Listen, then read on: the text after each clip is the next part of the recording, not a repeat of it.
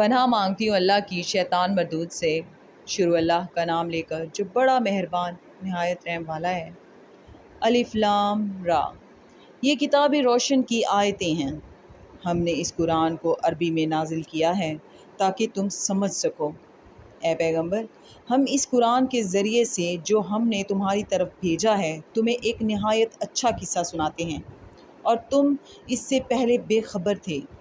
جب یوسف نے اپنے والد سے کہا کہ ابا، میں نے خواب میں 11 ستاروں اور سورج اور چاند کو دیکھا ہے، دیکھتا کیا ہوں کہ وہ مجھے سجدہ کر رہے ہیں۔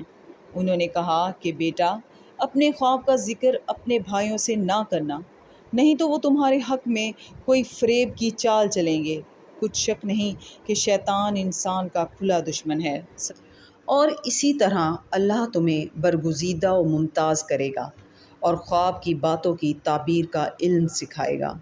اور جس طرح اس نے اپنی نعمت پہلے تمہارے دادا پردادا ابراہیم اور اسحاق پر پوری کی تھی، اسی طرح تم پر اور اولاد یعقوب پر پوری کرے گا۔ بے شک تمہارا پروردگار سب کچھ جاننے والا اور حکمت والا ہے۔ ہاں، یوسف اور ان کے بھائیوں کے قصے میں پوچھنے والوں کے لیے بہت سی نشانیاں ہیں۔ جب انہوں نے آپس میں تذکرہ کیا کہ یوسف اور اس کا بھائی ابا کو ہم سے زیادہ پیارے ہیں، حالانکہ ہم جماعت کی جماعت ہیں، کچھ شک نہیں کہ ابا صریح غلطی پر ہیں، تو یوسف کو یا تو جان سے مار ڈالو یا کسی ملک میں پھینک آؤ، پھر ابا کی توجہ صرف تمہاری طرف ہو جائے گی اور اس کے بعد تم اچھی حالت میں ہو جاؤ گے۔ ان میں سے ایک کہنے والے نے کہا کہ یوسف کو جان سے نہ مارو، کسی گہرے کنویں میں ڈال دو کہ کوئی راہ گیر نکال کر اور ملک لے جائے گا۔ اگر تم کو کرنا ہی ہے تو یوں کرو۔ یہ مشورہ کر کے وہ یعقوب سے کہنے لگے کہ ابا جان، کیا سبب ہے کہ آپ یوسف کے بارے میں ہمارا اعتبار نہیں کرتے، حالانکہ ہم اس کے خیر خواہ ہیں؟ کل اسے ہمارے ساتھ بھیج دیجیے کہ خوب میوے کھائے اور کھیلے کودے، ہم اس کے نگہبان ہیں۔ انہوں نے کہا کہ یہ امر مجھے غمناک کیے دیتا ہے کہ تم اسے لے جاؤ، یعنی وہ مجھ سے جدا ہو جائے، اور مجھے یہ بھی خوف ہے کہ تم کھیل میں اس سے غافل ہو جاؤ اور اسے بھیڑیا کھا جائے۔ وہ کہنے لگے کہ اگر ہماری موجودگی میں کہ ہم ایک طاقتور جماعت ہیں اسے بھیڑیا کھا گیا تو ہم بڑے نقصان میں پڑ گئے۔ غرض جب وہ اس کو لے گئے اور اس بات پر اتفاق کر لیا کہ اس کو گہرے کنویں میں ڈال دیں گے، تو ہم نے یوسف کی طرف وحی بھیجی کہ ایک وقت ایسا آئے گا کہ تم ان کے اس سلوک سے آگاہ کرو گے اور ان کو اس وحی کی کچھ خبر نہ ہوگی۔ یہ حرکت کر کے وہ رات کے وقت باپ کے پاس روتے ہوئے آئے اور کہنے لگے کہ ابا جان، ہم تو دوڑنے اور ایک دوسرے سے آگے نکلنے میں مصروف ہو گئے اور یوسف کو اپنے اسباب کے پاس چھوڑ گئے تو اسے بھیڑیا کھا گیا، اور آپ ہماری بات کو گو ہم سچی کہتے ہوں باور نہیں کریں گے، اور ان کے کرتے پر جھوٹ موٹ کا لہو بھی لگا لائے۔ یعقوب نے کہا کہ حقیقت الحال یوں نہیں ہے، بلکہ تم اپنے دل سے یہ بات بنا لائے ہو۔ اچھا صبر کرو کہ وہی خوب ہے، اور جو تم بیان کرتے ہو اس کے بارے میں اللہ ہی سے مدد مطلوب ہے۔ اب اللہ کی شان دیکھو کہ اس کنویں کے قریب ایک قافلہ آ وارد ہوا، اور انہوں نے پانی کے لیے اپنا سکہ بھیجا۔ اس نے کنویں میں ڈول لٹکایا تو یوسف اس سے لٹک گئے۔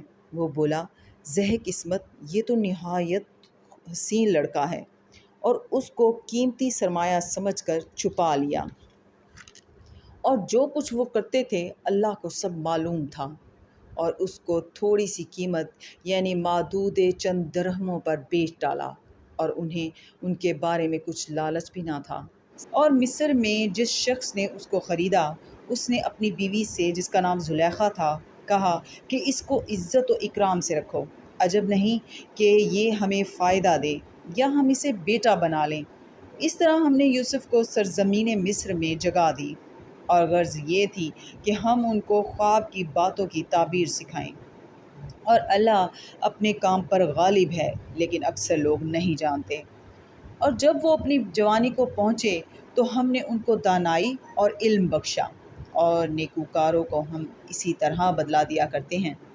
تو جس عورت کے گھر میں وہ رہتے تھے اس نے ان کو اپنی طرف مائل کرنا چاہا اور دروازے بند کر کے کہنے لگی، یوسف جلدی آؤ۔ انہوں نے کہا کہ اللہ پناہ میں رکھے، وہ یعنی تمہارے میاں تو میرے آقا ہیں، انہوں نے مجھے اچھی طرح سے رکھا ہے، میں ایسا ظلم نہیں کر سکتا، بے شک ظالم لوگ فلاح نہیں پائیں گے۔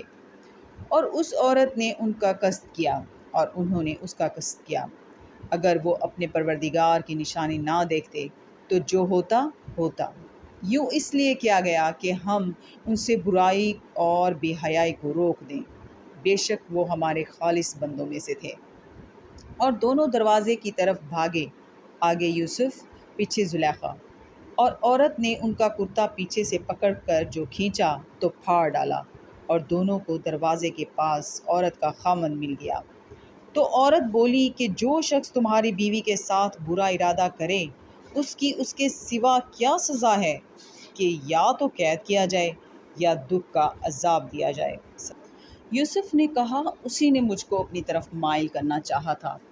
اس کے قبیلے میں سے ایک فیصلہ کرنے والے نے یہ فیصلہ کیا کہ اگر اس کا کرتا آگے سے پھٹا ہو تو یہ سچی اور یوسف جھوٹا ہے، اور اگر کرتا پیچھے سے پھٹا ہو تو یہ جھوٹی اور وہ سچا ہے۔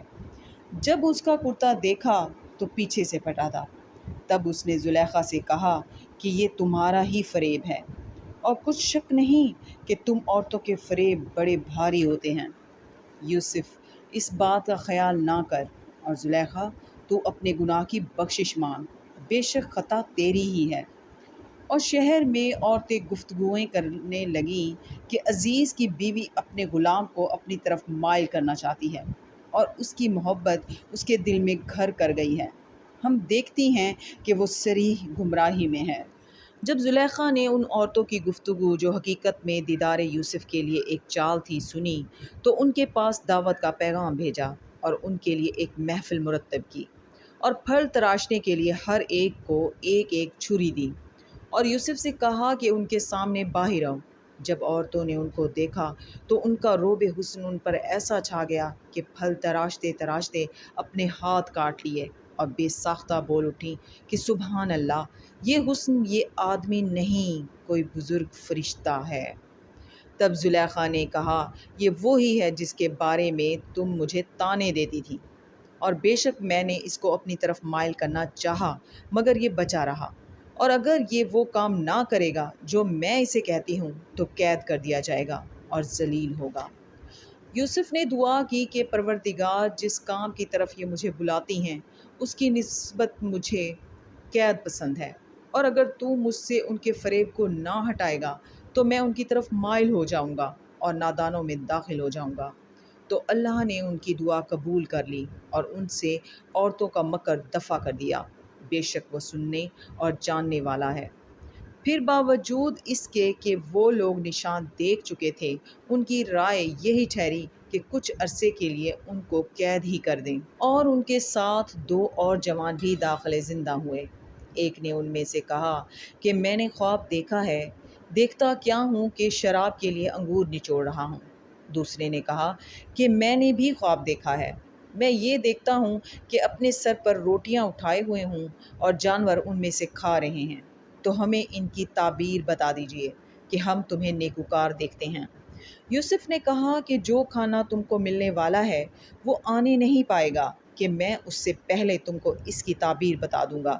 یہ ان باتوں میں سے ہے جو میرے پروردگار نے مجھے سکھائی ہیں۔ جو لوگ اللہ پر ایمان نہیں لاتے اور روز آخرت سے انکار کرتے ہیں، میں ان کا مذہب چھوڑے ہوئے ہوں اور اپنے باپ دادا ابراہیم اور اسحاق اور یعقوب کے مذہب پر چلتا ہوں۔ ہمیں شایع نہیں ہے کہ کسی چیز کو اللہ کے ساتھ شریک بنائیں، یہ اللہ کا فضل ہے ہم پر بھی اور لوگوں پر بھی، لیکن اکثر لوگ شکر نہیں کرتے۔ میرے جیل خانے کے رفیقوں، بھلا کئی جدا جدا آقا اچھے یا ایک خدا یکتا اور غالب؟ جن چیزوں کی تم اللہ کے سوا پرستش کرتے ہو وہ صرف نام ہی نام ہیں جو تم نے اور تمہارے باپ دادا نے رکھ لیے ہیں، اللہ نے ان کی کوئی سند نازل نہیں کی۔ سن رکھو کہ اللہ کے سوا کسی کی حکومت نہیں ہے، اس نے ارشاد فرمایا ہے کہ اس کے سوا کسی کی عبادت نہ کرو، یہی سیدھا دین ہے، لیکن اکثر لوگ نہیں جانتے۔ میرے جیل خانے کے رفیقوں، تم میں سے ایک جو پہلا خواب بیان کرنے والا ہے وہ تو اپنے آقا کو شراب پلایا کرے گا، اور جو دوسرا ہے وہ سولی دیا جائے گا اور جانور اس کا سر کھا کھا جائیں گے۔ جو امر تم مجھ سے پوچھتے تھے وہ فیصل ہو چکا ہے۔ اور دونوں شخصوں میں سے جس کی نسبت یوسف نے خیال کیا کہ وہ رہائی پا جائے گا، اس سے کہا کہ اپنے آقا سے میرا ذکر بھی کرنا، لیکن شیطان نے ان کا اپنے آقا سے ذکر کرنا بھلا دیا، اور یوسف کئی برس جیل خانے ہی میں رہے۔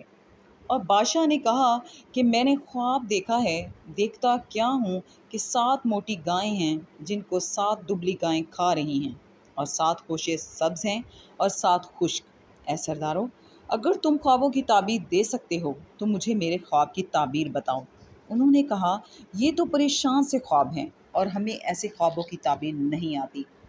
اب وہ شخص جو دونوں قیدیوں میں سے رہائی پا گیا تھا اور جسے مدت کے بعد وہ بات یاد آ گئی، بول اٹھا کہ میں آپ کو اس کی تعبیر لا بتاتا ہوں، مجھے جیل خانے جانے کی اجازت دیجیے۔ غرض وہ یوسف کے پاس آیا اور کہنے لگا، یوسف، ایس بڑے سچے یوسف، ہمیں اس خواب کی تعبیر بتائیے کہ 7 موٹی گایوں کو 7 دبلی گائیں کھا رہی ہیں، اور 7 خوشے سبز ہیں اور 7 سوکھے، تاکہ میں لوگوں کے پاس واپس جا کر تعبیر بتاؤں۔ عجب نہیں کہ وہ تمہاری قدر جانے۔ انہوں نے کہا کہ تم لوگ 7 سال متواتر کھیتی کرتے رہو گے، تو جو غلہ کاٹو تو تھوڑے سے غلے کے سوا جو کھانے میں آئے اسے خوشوں میں ہی رہنے دینا۔ پھر اس کے بعد خوش سالی کے 7 سخت سال آئیں گے کہ جو غلہ تم نے جمع کر رکھا ہوگا وہ اس سب کو کھا جائیں گے، صرف وہی تھوڑا سا رہ جائے گا جو تم احتیاط سے رکھ چھوڑو گے۔ پھر اس کے بعد ایک ایسا سال آئے گا کہ خوب میں برسے گا اور لوگ اس میں رس نچوڑیں گے۔ یہ تعبیر سن کر بادشاہ نے حکم دیا کہ یوسف کو میرے پاس لے آؤ۔ جب قاصد ان کے پاس گیا تو انہوں نے کہا کہ اپنے آقا کے پاس واپس جاؤ اور ان سے پوچھو کہ ان عورتوں کا کیا حال ہے جنہوں نے اپنے ہاتھ کاٹ لیے تھے، بے شک میرا پروردگار ان کے مکروں سے خوب واقف ہے۔ بادشاہ نے عورتوں سے پوچھا کہ بھلا اس وقت کیا ہوا تھا جب تم نے یوسف کو اپنی طرف مائل کرنا چاہا؟ سب بول اٹھی کہ حاشا للہ، ہم نے اس میں کوئی برائی معلوم نہیں کی۔ عزیز کی عورت نے کہا اب سچی بات تو ظاہر ہو ہی گئی ہے، اصل یہ ہے کہ میں نے اس کو اپنی طرف مائل کرنا چاہا تھا اور وہ بے شک سچا تھا۔ یوسف نے کہا کہ میں نے یہ بات اس لیے پوچھی ہے کہ عزیز کو یقین ہو جائے کہ میں نے اس کی پیٹھ پیچھے اس کی امانت میں خیانت نہیں کی، اور اللہ خیانت کرنے والوں کے مکروں کو روبراہ نہیں کرتا۔ اور میں اپنے تئیں پاک صاف نہیں کہتا، کیونکہ نفس امارہ انسان کو برائی ہی سکھاتا رہتا ہے، مگر یہ کہ میرا پروردگار رحم کرے، بے شک میرا پروردگار بخشنے والا مہربان ہے۔ بادشاہ نے حکم دیا کہ اسے میرے پاس لاؤ، میں اسے اپنا مصاحب خاص بناؤں گا۔ پھر جب ان سے گفتگو کی تو کہا کہ آج سے تم ہمارے ہاں صاحب منزلت اور صاحب اعتبار ہو۔ یوسف نے کہا مجھے اس ملک کے خزانوں پر مقرر کر دیجیے، کیونکہ میں حفاظت بھی کر سکتا ہوں اور اس کام سے واقف ہوں۔ اس طرح ہم نے یوسف کو ملک مصر میں جگہ دی، اور وہ اس ملک میں جہاں چاہتے تھے رہتے تھے۔ ہم اپنی رحمت جس پر چاہتے ہیں کرتے ہیں، اور نیکوکاروں کے اجر کو ضائع نہیں کرتے۔ اور جو لوگ ایمان لائے اور ڈرتے رہے ان کے لیے آخرت کا اجر بہت بہتر ہے۔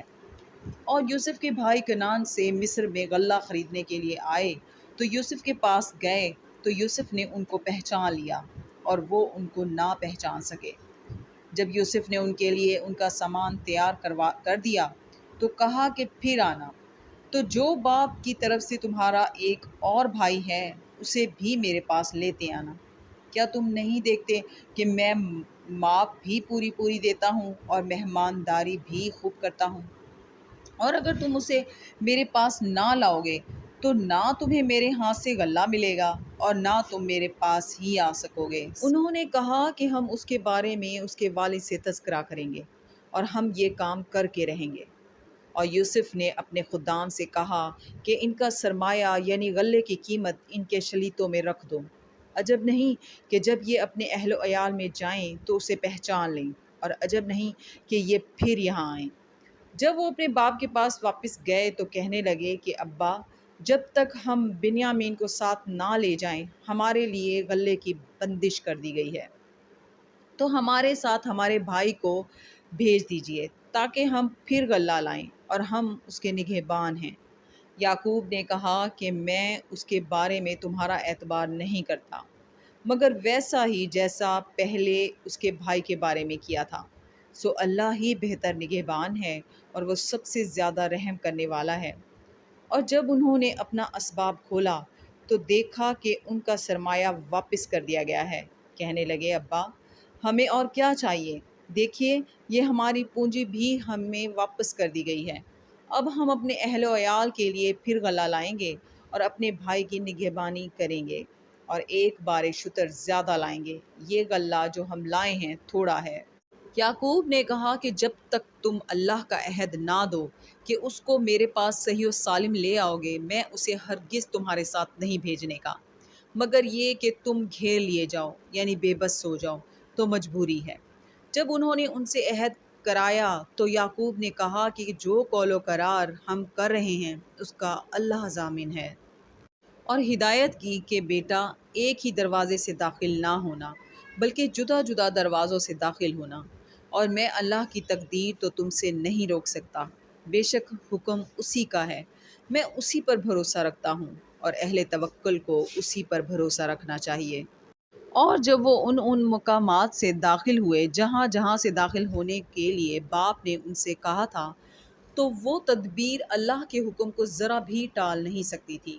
ہاں، وہ یعقوب کے دل کی خواہش تھی جو انہوں نے پوری کی تھی، اور بے شک وہ صاحب علم تھے، کیونکہ ہم نے ان کو علم سکھایا تھا، لیکن اکثر لوگ نہیں جانتے۔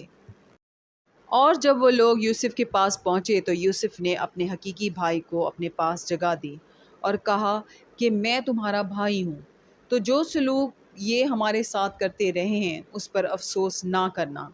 جب ان کا اسباب تیار کر دیا تو اپنے بھائی کے شلیتے میں گلاس رکھ دیا۔ پھر جب وہ آبادی سے باہر نکل گئے تو ایک پکارنے والے نے آواز دی کہ قافلے والو، تم تو چور ہو۔ وہ ان کی طرف متوجہ ہو کر کہنے لگے کہ تمہاری کیا چیز کھو گئی ہے؟ وہ بولے کہ بادشاہ کے پانی پینے کا گلاس کھو گیا ہے، اور جو شخص اس کو لے آئے اس کے لیے ایک بار شتر انعام، اور میں اس کا ضامن ہوں۔ وہ کہنے لگے کہ اللہ کی قسم، تم کو معلوم ہے کہ ہم اس ملک میں اس لیے نہیں آئے کہ خرابی کریں، اور نہ ہم چوری کیا کرتے ہیں۔ بولے کہ اگر تم جھوٹے نکلے یعنی چوری ثابت ہوئی تو اس کی سزا کیا؟ انہوں نے کہا کہ اس کی سزا یہ کہ جس کے شلیتے میں وہ دستیاب ہو وہی اس کا بدل قرار دیا جائے۔ ہم ظالموں کو یہی سزا دیا کرتے ہیں۔ پھر یوسف نے اپنے بھائی کے شلیتے سے پہلے ان کے شلیتوں کو دیکھنا شروع کیا، پھر اپنے بھائی کے شلیتے میں سے اس کو نکال لیا۔ اس طرح ہم نے یوسف کے لیے تدبیر کی، ورنہ بادشاہ کے قانون کے مطابق وہ مشیت خدا کے سوا اپنے بھائی کو لے نہیں سکتے تھے۔ ہم جس کے چاہتے ہیں درجے بلند کرتے ہیں، اور ہر علم والے سے دوسرا علم والا بڑھ کر ہے۔ برادران یوسف نے کہا کہ اگر اس نے چوری کی ہو تو کچھ عجب نہیں کہ اس کے ایک بھائی نے پہلے بھی چوری کی تھی۔ یوسف نے اس بات کو اپنے دل میں مخفی رکھا اور ان پر ظاہر نہ ہونے دیا، اور کہا کہ تم بڑے بدگماش ہو، اور جو تم بیان کرتے ہو اللہ اسے خوب جانتا ہے۔ وہ کہنے لگے کہ اے عزیز، اس کے والد بہت بوڑھے ہیں اور اس سے بہت محبت رکھتے ہیں، تو اس کو چھوڑ دیجئے اور اس کی جگہ ہم میں سے کسی کو رکھ لیجئے، ہم دیکھتے ہیں کہ آپ احسان کرنے والے ہیں۔ یوسف نے کہا کہ اللہ پناہ میں رکھے کہ جس شخص کے پاس ہم نے اپنی چیز پائی ہے اس کے سوا کسی اور کو پکڑ لیں، ایسا کریں تو ہم بڑے بے انصاف ہیں۔ جب وہ اس سے نا امید ہو گئے تو الگ ہو کر صلح کرنے لگے۔ سب سے بڑے نے کہا کیا تم نہیں جانتے کہ تمہارے والد نے تم سے اللہ کا عہد لیا ہے، اور اس سے پہلے بھی تم یوسف کے بارے میں قصور کر چکے ہو؟ تو جب تک والد صاحب مجھے حکم نہ دیں میں تو اس جگہ سے ہلنے کا نہیں، یا اللہ میرے لیے کوئی اور تدبیر کرے اور وہ سب سے بہتر فیصلہ کرنے والا ہے۔